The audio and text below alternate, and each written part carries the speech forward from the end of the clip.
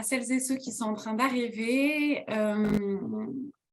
Bonjour, je suis Clotilde Champetier de l'association Auré et on va passer 1 heure ce matin à discuter de l'éco-conception. Merci beaucoup de vous être connectés. Donc là, je suis aujourd'hui accompagnée d'Adèle Routiot de Chéri Fashion qui est notre intervenante d'aujourd'hui et d'Anna Collin de chez Auré qui nous accompagne aussi dans la préparation de ces webinaires. Vous le savez peut-être, ces webinaires s'insèrent dans un panel d'accompagnement qu'on co-anime à Refashion et Auré depuis maintenant un certain temps. Donc tous les mois, on vous donne rendez-vous pour parler d'éco-conception. Donc ça prend parfois la forme d'ateliers de sensibilisation comme aujourd'hui, d'autres fois d'ateliers d'accompagnement, parfois même de programmes où on se donne rendez-vous plusieurs fois de suite. Donc voilà, suivez bien l'actualité pour savoir ce qu'on vous propose d'autre. En tout cas, ce matin, donc, on va vous parler d'éco-conception. Voilà, vraiment la base. On avait envie de revenir. C'est un webinaire qu'on a déjà fait il y a à peu près 1 an. Et on a envie de revenir sur qu'est-ce que c'est que l'éco-conception, qu'est-ce que c'est que la base. Voilà, certaines fois, on vous parle on a plus de technicité. Parfois, on vous parle plus voilà, d'évaluation d'autres pans. Là, c'est vraiment le tout premier pan, la toute première petite marche pour se lancer dans ces démarches. Donc, Adèle, tu peux nous passer la slide suivante. Juste, il y a quelques règles, quelques informations. D'abord, ce webinaire, il est enregistré, donc un replay sera disponible. Ensuite, on va avoir un format qui est assez traditionnel où Adèle et moi, on va avoir une discussion que vous allez pouvoir écouter autour de l'éco-conception. Et ensuite, en deuxième partie de webinaire, on a gardé un temps relativement long pour poser vos questions, enfin pour répondre à vos questions. On vous invite à les poser dans l'espace Q&R. Pour nous, c'est plus facile de traiter vos différentes questions et vous pouvez commenter, voter en faveur des questions des autres participants. Ça nous aide aussi si on voit que vous êtes tous à vouloir avoir un détail sur tel ou tel thème. Ça nous aide à plus vous traiter, enfin à mieux traiter vos questions. Et ensuite, le PowerPoint qui est diffusé sera envoyé par mail à chacune d'entre vous. Voilà pour le cadre. L'ordre du jour, donc on va d'abord vous donner une petite définition, enfin Adèle va d'abord vous donner une petite définition de ce que c'est que l'éco-conception et de ce que n'est pas l'éco-conception aussi. Ensuite, on va vous parler du plan de prévention et d'éco-conception. Je suis sûre que vous avez tous très hâte. On va vous parler des bénéfices de l'éco-conception, finalement, pourquoi on a envie de se lancer dans ce type de démarche, des éco-modulations qui sont mises en place par Refashion et d'analyse du cycle de vie. Voilà pour le programme d'aujourd'hui. Donc,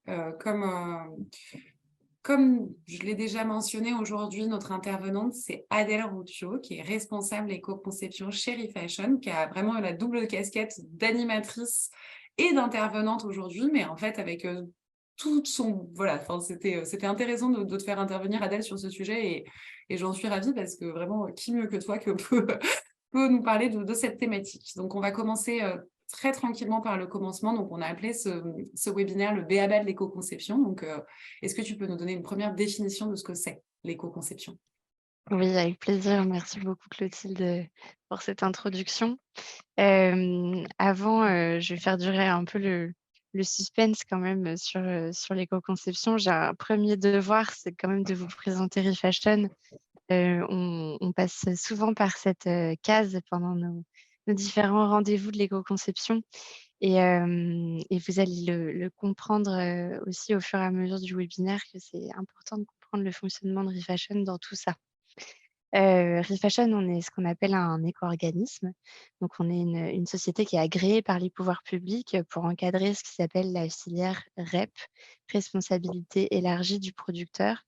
Donc en l'occurrence, Refashion, nous, on est sur les familles de produits textiles d'habillement, linge de maison, chaussures. Il existe d'autres éco-organismes sur d'autres filières, sur les emballages, sur l'ameublement, et cetera et cetera. Et nous, on est spécifiquement sur le textile d'habillement, le linge de maison et la chaussure. Comment ça fonctionne, Refashion? Sur le schéma que vous voyez à l'écran, on a, Refashion qui est au milieu de cet écosystème d'acteurs. On va avoir en haut du schéma, les metteurs en marché. Donc là, ce sont les marques, les producteurs, les fabricants, les industriels, distributeurs, importateurs, qui versent à Refashion dans le cadre de ce dispositif REP, responsabilité élargie du producteur. Ils versent ce qu'on appelle une éco-contribution. Et cette éco-contribution, elle permet de financer l'ensemble de la filière, de gestion des déchets en fin de vie. Quand les marques vont vendre, des textiles d'habillement, des chaussures aux consommateurs, ils vont les porter pendant X années, mais un jour ça deviendra un déchet et il faut assumer le coût de traitement de ces déchets. Donc l'éco-contribution que nous versent les marques, à nous, Refashion, nous permet de financer un certain nombre d'acteurs sur la filière, de fin de vie des textiles et des chaussures. Donc notamment de financer les opérateurs de tri, notamment de financer, des actions de communication auprès des citoyens pour les éduquer au tri de leurs textiles et chaussures usagés, donc notamment via les collectivités territoriales où on fait aussi des campagnes de sensibilisation. On finance aussi des projets de R&D et d'innovation. Je vais rester assez brève sur toutes les actions de Refashion, mais ce qu'il faut avoir en tête, c'est qu'on a vraiment en amont les metteurs en marché qui nous versent cette éco-contribution, qui est un montant financier, de participation des metteurs en marché à la fin de vie de leurs produits, qui nous permet d'accompagner les acteurs, aval de la filière. Fini le suspense sur l'éco-conception. Ce qu'il faut avoir en tête quand on parle d'éco-conception, c'est que c'est avant tout, un grand principe qui fait partie de l'économie circulaire. C'est un pilier de l'économie circulaire. On dit souvent que l'économie circulaire, elle a 7 piliers répartis en 3 grandes familles. Donc on a d'abord les acteurs économiques en amont, après on a les consommateurs, sur toute la phase d'utilisation et puis après on a la phase de gestion des déchets avec le recyclage et cetera. L'éco-conception, elle est bien sur la partie des acteurs économiques, au même titre que d'autres actions, d'autres piliers de l'économie circulaire, qui sont notamment l'écologie industrielle et territoriale, l'économie de la fonctionnalité, etc. Donc ce qu'il faut avoir en tête, c'est que l'éco-conception, ce n'est pas forcément, la solution miracle pour révolutionner une industrie complète, c'est une solution parmi d'autres. L'économie circulaire, c'est 7 grands piliers, et qui se complètent l'un l'autre, hein. Vraiment l'objectif de l'économie circulaire, c'est de maximiser l'utilisation des ressources sur tout le cycle de vie et qu'elles soient, ces ressources techniques, humaines, financières et cetera. Et donc l'éco-conception, c'est l'une de ces solutions que propose l'économie circulaire. Si je rentre un petit peu plus dans le détail de cette fameuse définition de l'éco-conception, on peut définir ça comme, la conception d'un procédé, d'un bien ou d'un service. Alors, pas forcément que à l'échelle d'un produit, hein, on peut tout à fait, faire de l'éco-conception d'un service. L'objectif, c'est vraiment de prendre en compte l'ensemble des étapes du cycle de vie de ce produit ou de ce service. Donc vraiment l'extraction des matières premières, la production, le transport, l'utilisation, la fin de vie et puis à chaque étape d'essayer de minimiser les impacts sur l'environnement. Donc on est vraiment dans une démarche cycle de vie. C'est une des notions que j'ai envie de vous transmettre, aujourd'hui. Donc on retrouve sur ce schéma, la notion, cycle de vie, multi-étapes, qui là est un petit peu plus complète, et qui est illustrée sur la filière, textile. On va avoir toutes les phases qui sont représentées en orange sur ce schéma d'extraction des matières premières, donc de la pétrochimie pour tout ce qui va être fibres chimiques ou alors de l'agriculture, élevage pour tout ce qui va être fibres naturelles. On va transformer en fil, qu'après on va tisser, tricoter, ennoblir, donc apporter de la teinture par exemple ou différents apprêts pour apporter différentes caractéristiques à mon produit. Après tout ce textile, on va le concevoir en un produit fini, donc ça va être la phase de conception. Ça va arriver dans des magasins, donc transport, distribution. Les consommateurs vont l'utiliser, donc on va avoir la phase d'entretien et puis arrivera le produit en fin de vie. Donc on espère qu'il pourra être, réutilisé ou recyclé et s'il est recyclé, bah, il pourra boucler la boucle. La matière, première, recyclée pourra réintégrer le circuit. Donc vraiment, quand on se pose la question de l'éco-conception, il faut avoir en tête ce schéma multi-étapes, de bien prendre en compte l'ensemble des étapes sur tout le cycle de vie et multi-critères. Donc là, le petit schéma, en face de chacune des étapes, qui d'ailleurs est issu d'un guide, réalisé par le WWF qui est très intéressant. Vous avez le lien, sur la slide, si vous souhaitez y jeter un petit coup d'œil, a posteriori. En face de chacune de ces étapes, on a des impacts. On va avoir, de l'utilisation de produits chimiques, on va consommer, de l'eau, on va polluer les eaux éventuellement, on va consommer de l'énergie, on va émettre du CO2. Il va y avoir aussi des enjeux sanitaires, sociaux, on va générer des déchets. Donc en fait, chaque étape du cycle de vie, va engendrer, différents impacts. Donc quand on fait de l'éco-conception, il y a 2 grands principes à avoir en tête, 2 grandes approches, c'est qu'il faut avoir une vision multi-étapes et multicritères. C'est ce qui différencie en fait d'une évaluation monocritère comme pourrait l'être un bilan carbone qui lui vient se focuser seulement sur l'impact CO2, dans les indicateurs.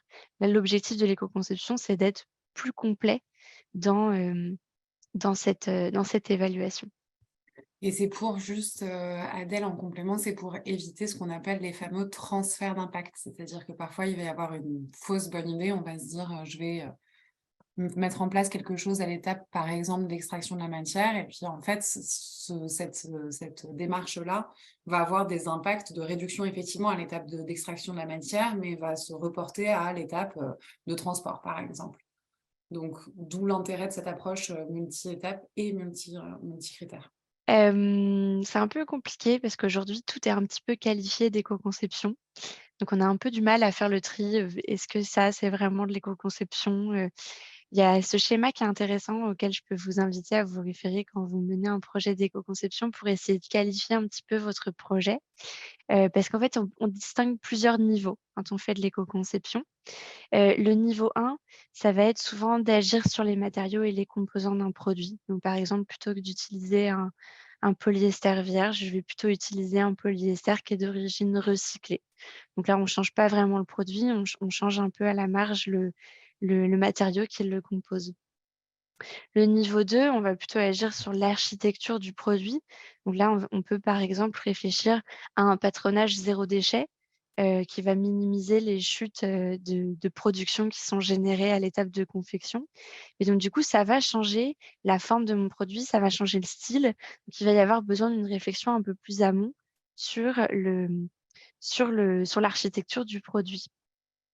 Le niveau suivant, c'est vraiment de réaliser un saut technologique, de penser une nouvelle fonction, des nouveaux usages de mon produit. Donc, on va, par exemple, pour vous illustrer, réfléchir à un produit qui serait réversible ou un produit qui serait multifonction.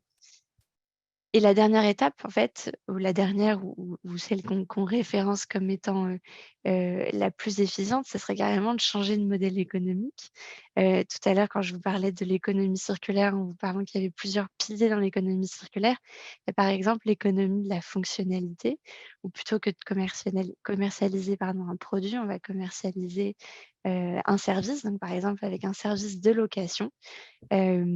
Donc ce qui illustre en fait ce schéma, c'est que plus on va aller vers l'innovation et pas que de la reconception, plus on va avoir une efficience forte en termes d'impact environnemental qu'on va générer sur le produit. Merci beaucoup Adèle pour toutes ces précisions. Donc là, avec ce que tu viens de nous présenter sur ces niveaux de l'éco-conception, on s'aperçoit que, l'éco-conception, c'est tout sauf une approche qui est figée. On voit bien que c'est une démarche itérative. Est-ce que tu peux nous expliquer pourquoi c'est important de structurer sa démarche et nous dire en un mot comment on peut faire pour cette, structuration? Ouais, tout à fait. C'est vraiment clé quand on débute, son projet d'éco-conception, sa stratégie d'éco-conception dans sa structure. Hem, il y a le Global Fashion Agenda qui propose dans un guide différentes stratégies d'éco-conception, qui sont divisées en 2 grandes familles.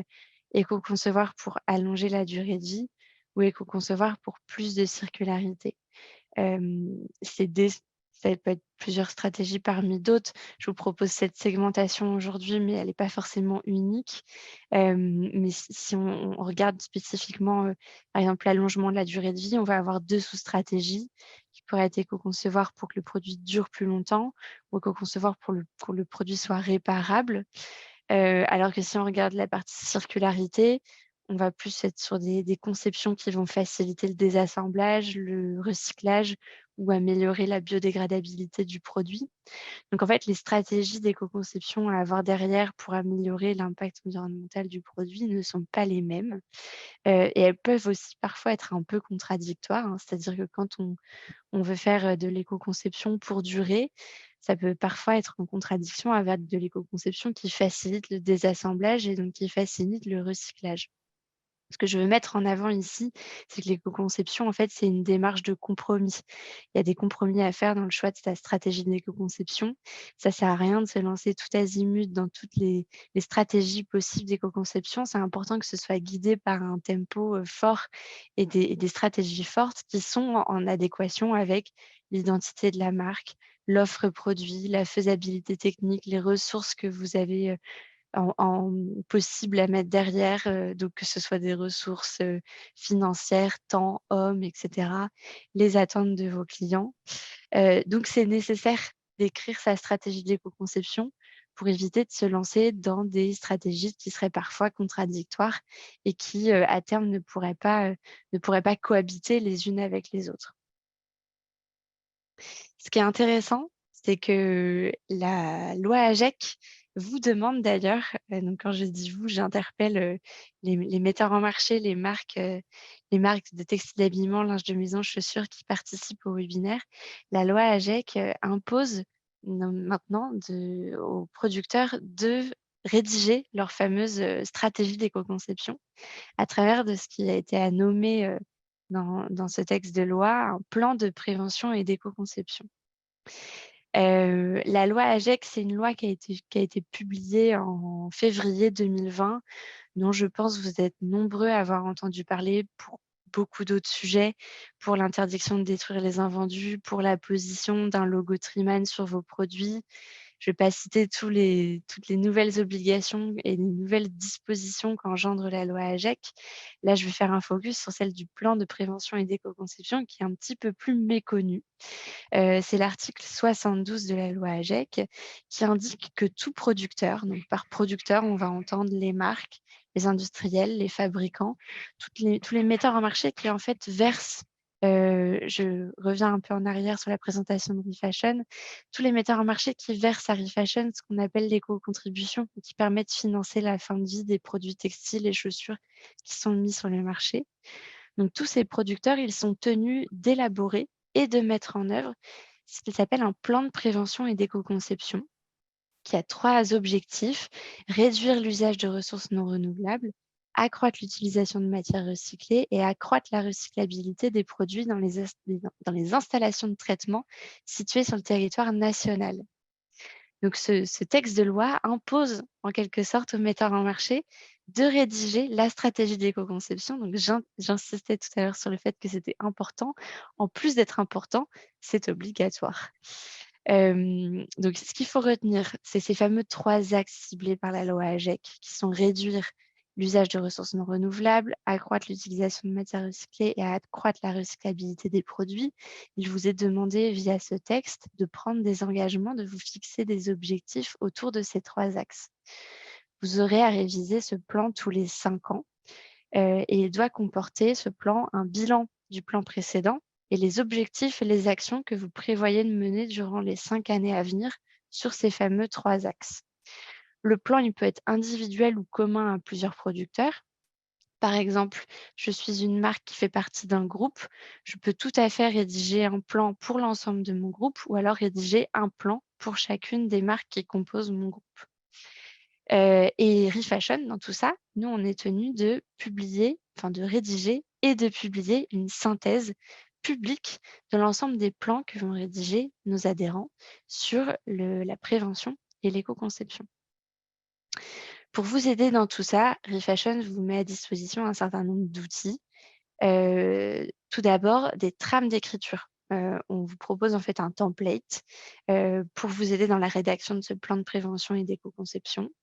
On a fait 2 templates en fait, un qui est entièrement vierge, que vous pouvez complètement construire à vous tout seul, ou un, qui est un peu plus développé, c'est-à-dire qu'on a pré-rempli nous cette trame, côté Refashion. On vous propose des objectifs et des indicateurs. À vous de voir s'ils vous conviennent et si vous avez envie de les adapter ou pas. On complète ça avec un guide de rédaction. L'objectif, c'est vraiment de vous accompagner dans, la rédaction de votre stratégie de prévention et d'éco-conception. On sait que c'est un sujet important, c'est aussi obligatoire. Vous aurez d'ailleurs à nous remettre ces plans pour le 31 juillet 2023 au plus tard, donc cette année. Ayez ça en tête, l'importance de rédiger sa stratégie d'éco-conception et l'obligation, avec ce fameux plan de prévention et d'éco-conception, qui incombe les metteurs en marché de textiles d'habillement, linge de maison, chaussures. OK, merci beaucoup Adèle. Alors, petite précision juste sur la loi AGEC, parce que tu l'as pas mentionné, vous avez aussi fait un document de décryptage de l'impact de la loi AGEC pour le secteur textile, que j'invite tous nos participants à consulter sur votre site. Voilà, au cas où, Mmh. il y a encore quelques flous autour de cette loi. Par ailleurs, je vois qu'on commence à avoir des questions sur ce plan, donc je te propose qu'on les prenne enfin qu'on en prenne certaines en tout cas rapidement. Notamment, merci Kelly d'avoir ouvert le bal des questions. Bonjour, les distributeurs sont-ils concernés par le plan de prévention et d'éco-conception? La réponse est oui, je te vois dire oui Adèle, est-ce que Ouais. tu peux... Mmh. Tout à fait. En fait, je vous invite à regarder là le petit extrait du texte de loi que j'ai mis, en haut de ma slide. C'est le public cible, ce sont tous les producteurs mentionnés à l'article L541-10-1. Alors je comprends le chinois que ça peut représenter. Ce qu'il faut avoir en tête, c'est que dans cet article est entendu par producteur tous les metteurs en marché qui versent une éco-contribution à Refashion, donc qui sont concernés par la filière, REP, responsabilité élargie du producteur pour les textiles d'habillement, les linges de maison et chaussures. Et dans ces producteurs, on peut avoir plusieurs types de d'organisations. Donc on peut avoir des fabricants, qui fabriquent sur le territoire français des textiles et des chaussures. On peut avoir des importateurs qui importent sur le territoire des produits finis et on peut aussi avoir des distributeurs, qui distribuent dans des canaux de commercialisation des produits textiles d'habillement, linge de maison, chaussures. Donc en fait, est entendu par producteurs tous ceux qui, sont metteurs en marché au sens de la filière, responsabilité élargie du producteur. Ceux qui vendent, sur le territoire français aux ménages des articles de textile d'habillement, linge de maison, chaussures. Donc oui, les distributeurs sont bien concernés. OK. Alors, on a beaucoup de questions autour de ce sujet. Je propose qu'on Oui. poursuive la présentation et qu'on les prenne un peu d'un bloc à la fin, sachant que il y a beaucoup de questions à qui ça s'applique. Et donc là, tu as déjà répondu à la question et aux questions qui continuent d'arriver. C'est bien Mmh. tous les metteurs en marché qui commercialisent en France qui sont concernés. Donc, oui, n'importe quelle taille d'entreprise. Oui, même les entreprises qui sont étrangères dès lors qu'elles mettent en marché sur le territoire français. Non pas en fonction de la taille des structures. Enfin là, je vois qu'il y a beaucoup, beaucoup de questions autour Mmh. de ça. Hem, Je ouais. propose aussi, donc là, l'objectif sur ce plan prévention d'éco-conception, c'était vraiment de vous mettre en avant l'intérêt et l'importance de cet exercice. On pourrait effectivement faire un webinaire entier sur ce sujet. Si d'ailleurs, c'est une volonté de votre part qu'on approfondisse le sujet plan prévention éco-conception dans un autre webinaire, n'hésitez pas à nous le glisser dans le chat et peut-être vos attentes particulières sur ce sujet. Parce qu'on ne pourra pas, je pense, répondre à toutes vos questions, concernant le plan prévention éco-conception. Oui, alors juste en complément, dans le chat et où on va vous demander de participer, enfin de répondre à un questionnaire de satisfaction à la fin du webinaire. Vraiment, si c'est un sujet qui vous intéresse, faites-nous remonter l'information et comme tu disais Adèle, toutes les attentes que vous avez en termes d'infos, d'informations.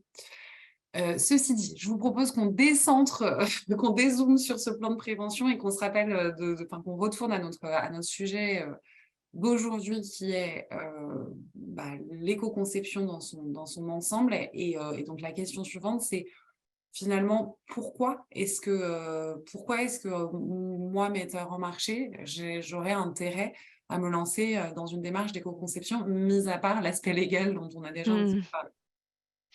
Ouais, il y a de nombreux bénéfices qu'on référence, hein, autour de l'éco-conception. Bien évidemment, le premier que j'ai envie que vous ayez en tête et que je vous ai exprimé avec cette notion multi-étapes, multi-critères, c'est vraiment de minimiser l'impact environnemental de vos produits. On le sait, il y a une urgence, climatique, aujourd'hui et l'ensemble des acteurs économiques ont un enjeu à minimiser l'impact environnemental de leurs produits. Répondre aux attentes des consommateurs qui, eux, sont de plus en plus exigeants sur la qualité environnementale des produits et services qu'ils consomment. L'innovation, on l'a vu, hein, dans le graphique des niveaux d'éco-conception que je vous proposais. Plus on innove, plus on est efficient d'un point de vue environnemental. Et en fait, éco-concevoir, j'ai un peu cœur à dire que c'est surtout bien concevoir et se poser les bonnes questions et ça pousse, souvent à l'innovation, à essayer de réduire ses coûts de production, à minimiser, et avoir le bon emploi matière, sur sa chaîne de production. Donc c'est réfléchir à la manière dont on, développe et fabrique et produit, l'ensemble de ces produits et services pour derrière aussi, pourquoi pas, trouver des innovations de rupture. On en a parlé, hein, le respect des réglementations, mais je pense que c'est clair, et je vais pas y revenir. Réglementation d'ailleurs, qu'elle soit française, et ou européenne et ou, à d'autres échelles. Et le point sur lequel je voulais mettre, l'accent aujourd'hui, c'est le gain économique. On a parfois un certain nombre d'a priori, sur le coût, que peut avoir une démarche d'éco-conception.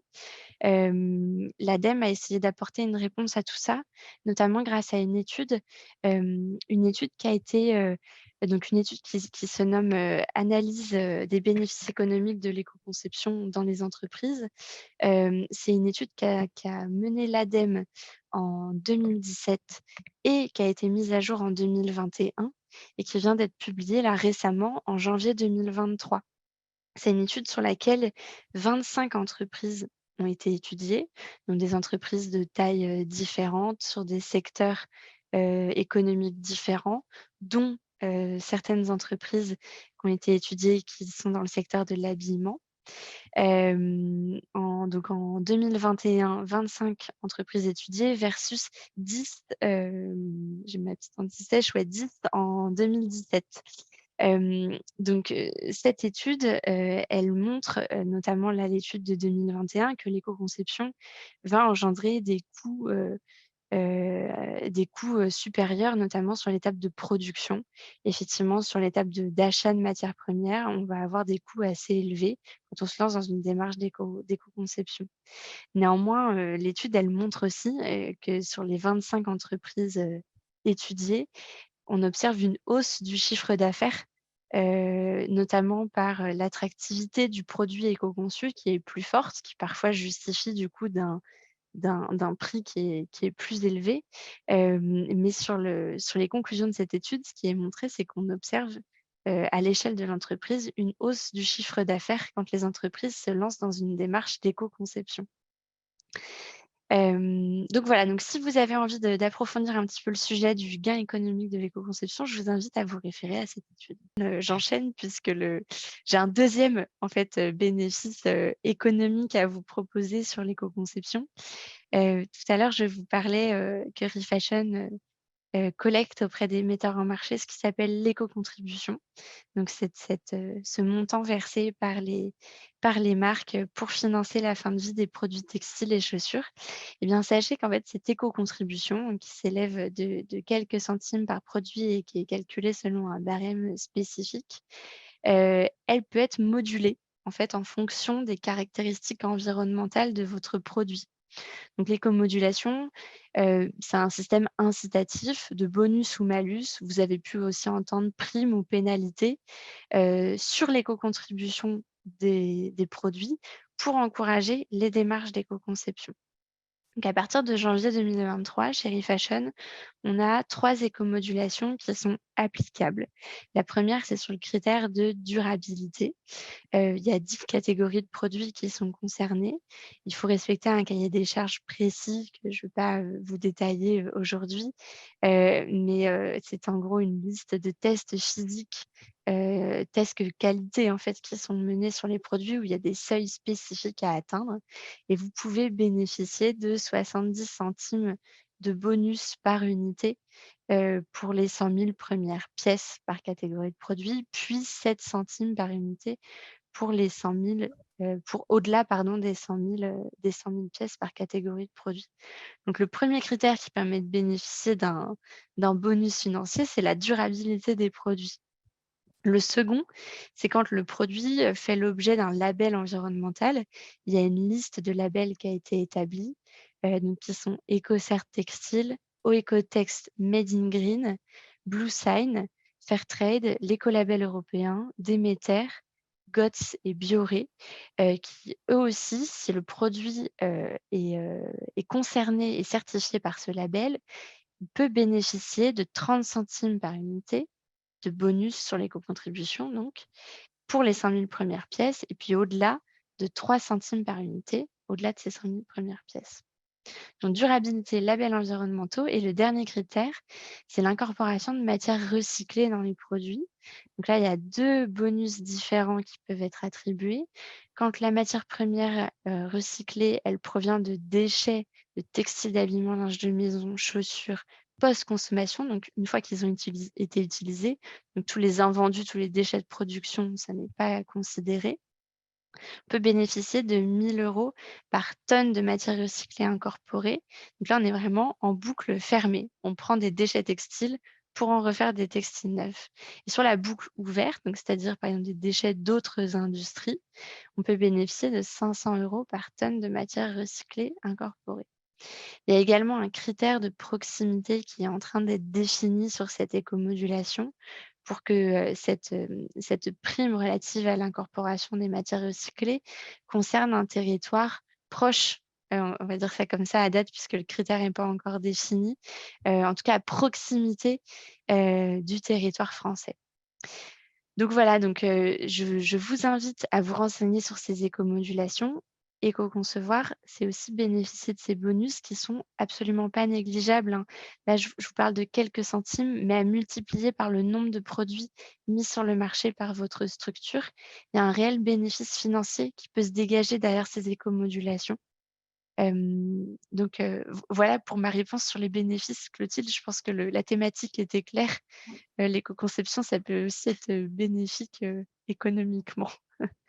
Merci beaucoup Adèle et puis pour précision, on a voulu faire ce focus, économique parce que, comme tu l'as rappelé en tout début de ta réponse, de notre perspective, l'enjeu environnemental, il est évident. Ceci dit, on sait bien que, cette question économique, c'est souvent, le nerf de la guerre et ce qui est le plus bloquant et donc juste pour préciser, c'est pour ça qu'on a largement enfin, que quand on a préparé cette discussion, on a souhaité largement développer ce point économique.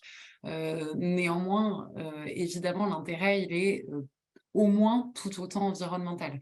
Juste pour replacer ce sujet. Ceci dit, il y a beaucoup de questions aussi qui sont arrivées sur l'écomodulation. Du coup, on va peut-être, enfin, alors il y en a un certain nombre qui sont sur, est-ce que réellement c'est un bonus? Est-ce que ça veut dire réduction de taxes ou est-ce que c'est vraiment une prime? Donc là, peut-être tout de suite préciser que, enfin, je te laisse répondre, Ben, en fait, je vais vous donner un exemple pour essayer d'illustrer ça. ouais. Quand les metteurs en marché, versent l'éco-contribution à Refashion, il y a un barème spécifique, catégorie par catégorie de produits, où il y a un montant qui est associé. Par exemple, pour le t-shirt, on va être, je m'excuse, je ne l'ai pas appris par cœur, de l'ordre de, quelques centimes du montant d'une éco-contribution pour un t-shirt. Ce montant de l'éco-contribution, il est multiplié par le nombre de t-shirts qui a été commercialisé par votre structure. Donc par exemple, 3 centimes multipliés par 1 000 t-shirts commercialisés.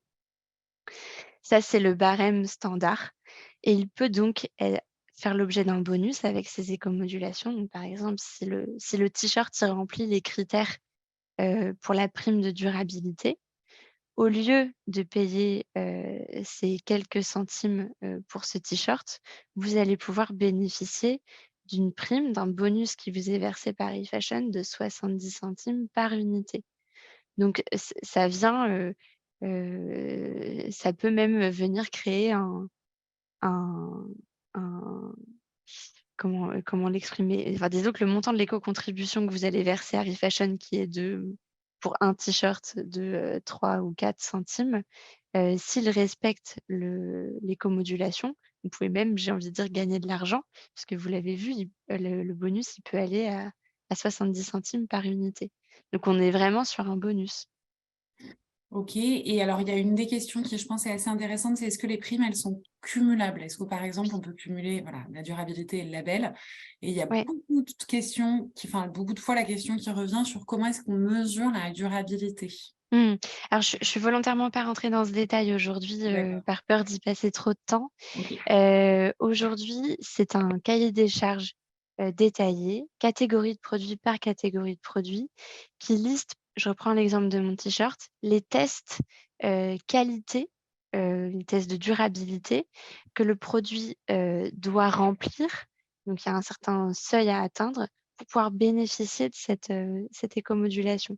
Par exemple, on va avoir des tests de type boulochage, solidité des teintures, au lavage, et cetera, et cetera. Solidité des coutures, par exemple sur les pantalons. Donc, c'est vraiment les tests que vous avez l'habitude de mener, au sein des services qualité de vos structures. Nous, on a déterminé des seuils à atteindre qui justifieraient de la bonne durabilité de votre produit. Donc il y a un cahier des charges qui est distinct, qui précise, catégorie par catégorie de produits, les tests, pour lesquels il faut, atteindre les seuils qu'on a donnés.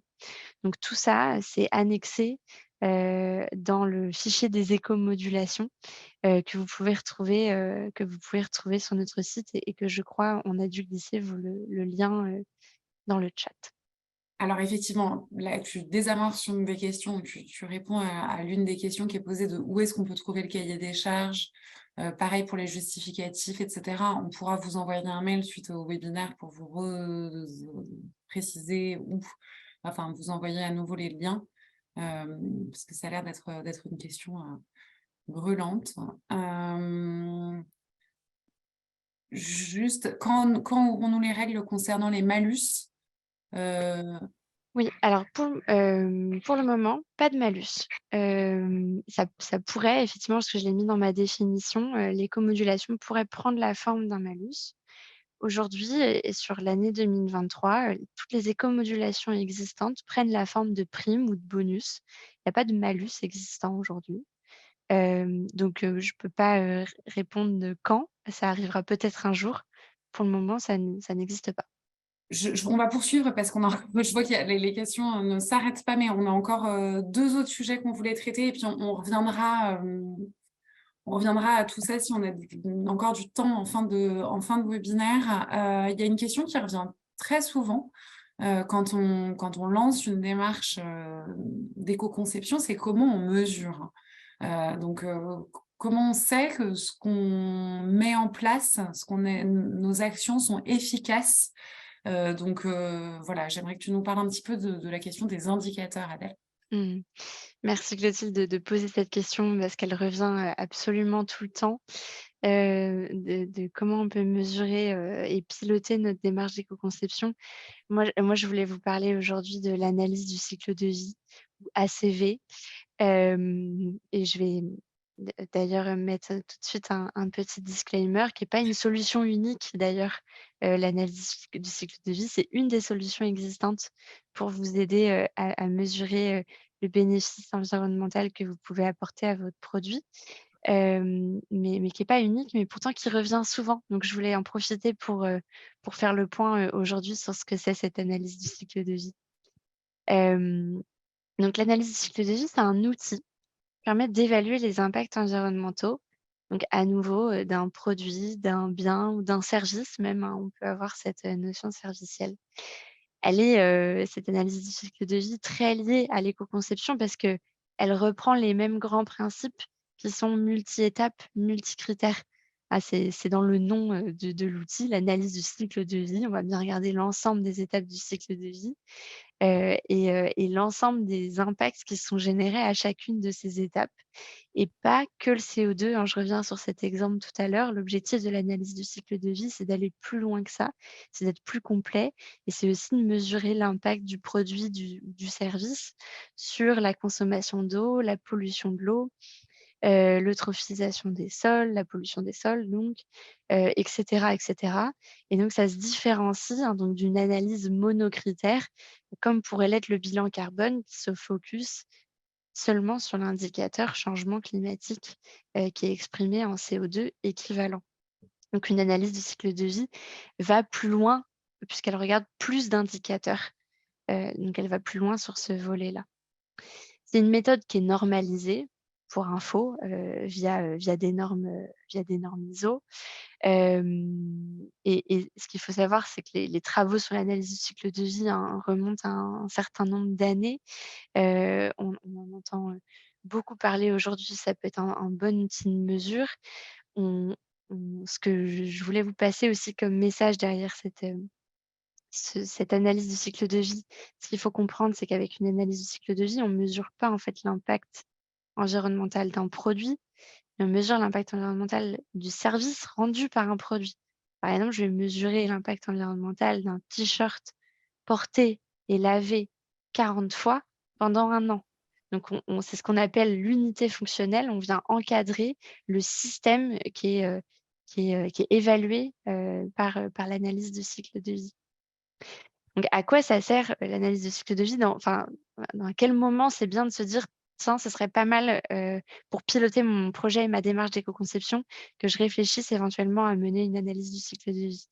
La première application, bien entendu, hein, c'est de comprendre où sont situés les impacts environnementaux de mon système, donc du produit, du service, du procédé, sur les impacts environnementaux. Donc savoir pour mon produit donné, est-ce que je génère plus d'impact à la phase de production ou est-ce que c'est à la phase de transport où je génère le plus d'impact et sur quels indicateurs? Donc c'est avoir une bonne compréhension du cycle de vie de son produit. La 2e application, qui est intéressante, c'est donc à partir de ça, de pouvoir comparer différents scénarios. Donc admettons, je change la matière première qui compose mon produit, je passe d'un coton vierge à un coton recyclé. Comment varient les impacts, sur tout le cycle de vie? Et donc du coup, ça permet, la possibilité de comparer, de faire des choix éclairés et robustes dans l'éco-conception et de l'amélioration du bilan environnemental de mon produit. Tout à l'heure, Clotilde vous parlait de transfert d'impact, donc essayer de limiter les fausses bonnes idées, de se dire: «Bah, en fait, je vais, mettre, 2 de coton biologique dans mon produit et ça va forcément améliorer l'impact environnemental de mon produit». Peut-être, j'ai pas la réponse, ça dépend du produit, ça dépend, de l'unité fonctionnelle, la fameuse que vous allez définir. Et donc, mener une analyse du cycle de vie, ça permet de faire des choix éclairés dans votre démarche d'éco-conception. Et puis moi, j'irais même un pan, plus loin, c'est communiquer aussi derrière, communiquer de manière robuste sur la performance environnementale des produits et des services. Aujourd'hui, les consommateurs, ils ont des attentes, très, exigeantes sur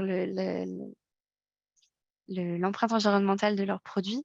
Donc leur fournir des informations robustes sur leurs produits, c'est important et l'analyse du cycle de vie permet ça, permet d'avoir, un cadre robuste derrière pour pouvoir communiquer efficacement sur l'impact environnemental du produit.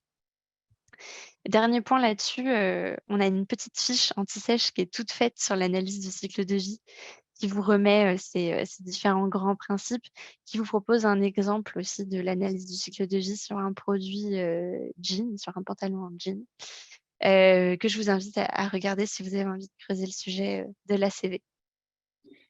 Et en complément, on organise, si vous avez envie de creuser encore plus ce sujet, on organise un webinaire exactement sous le format de celui d'aujourd'hui, qui est prévu le 25 avril sur cette thématique de l'analyse du cycle de vie. Donc, bienvenue, bienvenue le 25 avril pour poursuivre. Adèle, tu voulais aussi nous partager un certain nombre, enfin plusieurs points d'actualité, notamment au niveau européen. Euh, Ouais, tout à fait.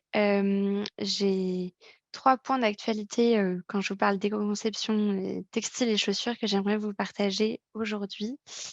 Le premier, c'est que l'ADEME, et BPI France ont lancé le DIAG Éco-conception. Donc c'est un accompagnement et un subventionnement, pour les PME, pour vous accompagner dans l'éco-conception sur, 3 volets forts: l'amélioration de la performance environnementale des produits, la formation des équipes et l'intégration de l'éco-conception dans la stratégie d'entreprise. Hein, je pense que j'ai assez martelé sur l'importance de ce dernier sujet. Et ils proposent, l'ADEME et BPI France, des interventions d'experts qualifiés en éco-conception pour vous proposer cet accompagnement. Donc, opportunité à saisir si vous avez un besoin d'accompagnement et potentiellement aussi de financement et que vous êtes dans les critères d'éligibilité de cet, accompagnement, subventionnement à l'éco-conception, n'hésitez pas à vous renseigner. Deuxième point d'actualité que je voulais vous partager aujourd'hui, j'ai évoqué avec vous aujourd'hui la loi AGEC, qui est une loi française. Restez en veille aussi des réglementations européennes. En ce moment, en Europe, il y a une proposition de règlement éco-conception qui est en cours. Donc, c'est à l'échelle d'un projet. C'est un projet qui a été publié par la Commission européenne en mars 2022, qui a pour objectif de prendre des dispositions, notamment autour de l'éco-conception, de la durabilité, du réemploi, de la réparabilité, des matériaux recyclés, de l'utilisation efficace des ressources, etc. Qui a aussi pour objectif de prendre des dispositions européennes autour de la destruction des invendus, et des dispositions aussi en matière d'information, notamment du consommateur, et qui parle d'un passeport produit digital. Donc à date, c'est un projet de règlement, européen. L'adoption, elle est prévue plutôt au premier trimestre, pardon, 2024. Comme c'est un règlement, il sera applicable dans l'ensemble des États membres sans transposition, hein, donc notamment applicable en France. Et il sera précisé avec ce qui s'appelle des actes secondaires, c'est-à-dire qu'il y a des textes complémentaires, qui pourront venir, spécifier certaines exigences qui seraient par exemple, relatives à une famille de produits, et notamment le secteur textile est cité dans le projet de règlement aujourd'hui pour faire l'objet d'un acte secondaire, donc qui eux seront publiés, hein, après 2024. Mais à garder en tête, que la Commission européenne s'active aussi pour encadrer l'éco-conception, et prendre un certain nombre de dispositions, sur le marché européen pour pousser la filière à l'éco-conception. Donc, dans le chat, vous allez avoir, dans les liens, le projet de règlement, éco-conception que vous pouvez, lire, et ajouter à votre pile sur votre table de chevet. Sachez qu'il y a aussi une consultation qui est ouverte jusqu'au 25 avril 2023, notamment pour comprendre pour vous exprimer sur les produits qui seraient prioritaires, la segmentation de produits qui serait prioritaire, à traiter dans ce règlement éco-conception européen. Et une dernière actualité que je voulais vous partager aujourd'hui, je m'adresse aux metteurs en marché de textiles d'habillement, linge de maison, chaussures, qui sont concernés par la filière REP, des textiles d'habillement, linge de maison, chaussures. La campagne de déclaration pour déclarer les volumes mis sur le marché, auprès de Refashion est ouverte jusqu'au 15 février. Il est obligatoire de déclarer vos mises en marché. Donc je vous invite, si ce n'est pas encore fait, à vous rendre sur notre extranet pour faire cet exercice et déclarer l'ensemble de vos mises en marché auprès de Refashion. oui, alors, pas tout à fait. Parce que tu as de nouveau pas mal de questions. Alors, sur la CV, je pense qu'il y a certaines questions, notamment, est-ce qu'elles doivent être vérifiées par une tierce partie pour pouvoir communiquer? Il y a pas mal de questions autour de la communication, qui est globalement une question qui revient souvent. Est-ce que tu peux, Mmh. La revue critique d'une ACV, par une tierce partie, apporte toujours beaucoup plus de robustesse. Je pense que heu, une étape de communication, ça me semble, heu, ça me semble relativement, intéressant de pouvoir faire une révision par une tierce partie. L'objectif, c'est de l'analyse du cycle de vie et de s'en servir comme la communication. C'est aussi, de limiter les effets, greenwashing et de désinformer le consommateur. Donc plus vous pourrez apporter de la robustesse, notamment via une revue critique par un tierce, mieux ce sera, forcément. Et sur le volet communication, sans m'étendre sur le sujet, je pense que vous êtes nombreux, à avoir entendu parler des projets, d'affichage environnemental, qui utilisent, hein, notamment la méthode d'analyse du cycle de vie. Donc l'objectif, c'est vraiment d'encadrer toutes les communications environnementales faites aux consommateurs. Donc l'analyse du cycle de vie est un bon outil pour ça. Si vous avez des questions sur l'affichage environnemental, on a fait un super webinaire en novembre 2022 que vous pourrez visionner, qui est disponible sur notre site internet. parfait, merci beaucoup. Alors, on va prendre encore quelques questions. Juste, je vous invite à voter pour celles qui ont déjà été posées, qui vous intéressent, parce que de toute évidence, on ne va pas pouvoir, répondre à tout. Ceci dit, il y a une question que je trouve intéressante parce qu'on l'a pas du tout abordée. On dit multi-critères, multi-étapes. Est-ce que ça prend en compte l'impact social? Mmh. Alors, quand on parle d'éco-conception, je reprends la définition que je vous ai présentée en tout début de webinaire, hein. C'est vraiment, faire l'inventaire de toutes les étapes du cycle de vie pour minimiser l'impact environnemental. Donc si je reste sur le volet éco-conception, il ne prend pas, à lui tout seul, l'impact, social et notamment aujourd'hui dans l'analyse du cycle de vie, on n'a pas d'indicateur aujourd'hui sur l'impact social. Mais, il existe un complément à l'éco-conception qui s'appelle l'éco-socio-conception où en fait, vous êtes, complètement libre de pouvoir rajouter dans vos différents indicateurs à suivre des critères, sociaux complémentaires, qui sont pas forcément la définition, du dictionnaire de l'éco-conception. Mais si vous souhaitez aller plus loin et prendre aussi en compte des indicateurs sociaux, on peut, que vous encourager à le faire.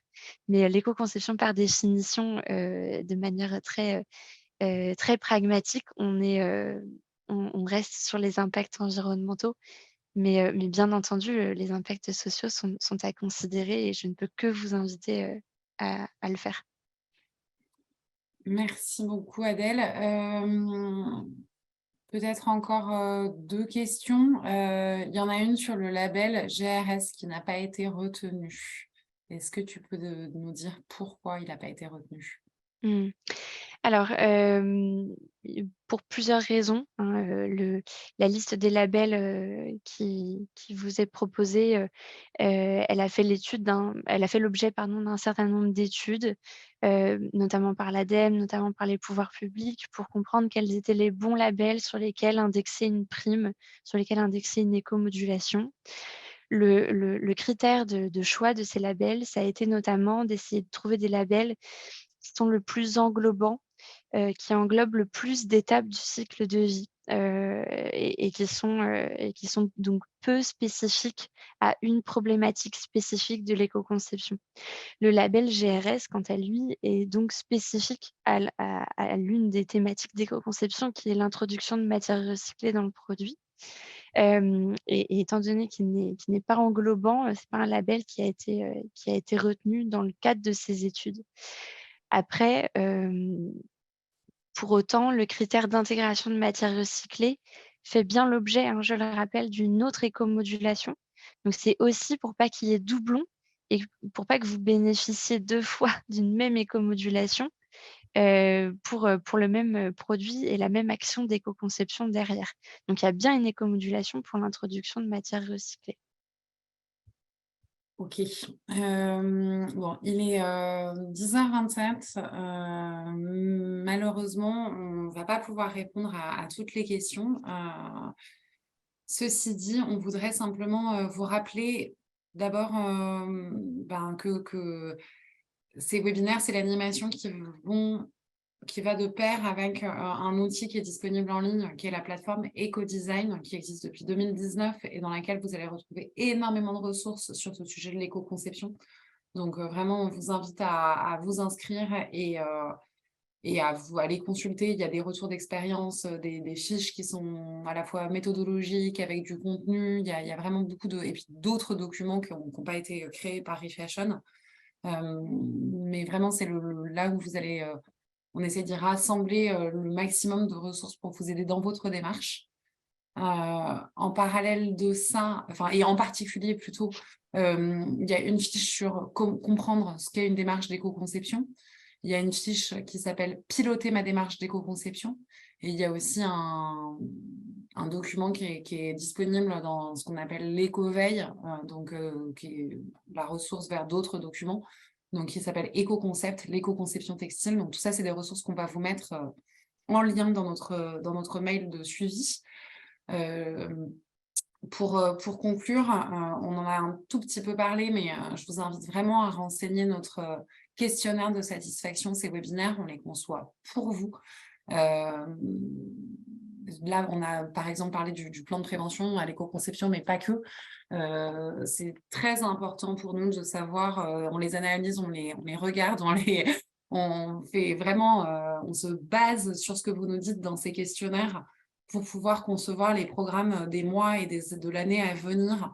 Donc que ce soit en termes de format, en termes de thématique, n'hésitez pas à nous dire ce qui vous plaît, ce qui vous plaît moins, ce dont vous avez besoin surtout. L'objectif, c'est vraiment de vous accompagner, et pour le faire, on a besoin de savoir où vous vous situez. Donc c'est pas toujours la partie la plus intéressante, mais ceci dit, ça vous prend, 2 minutes, c'est très, très court et c'est très important pour nous.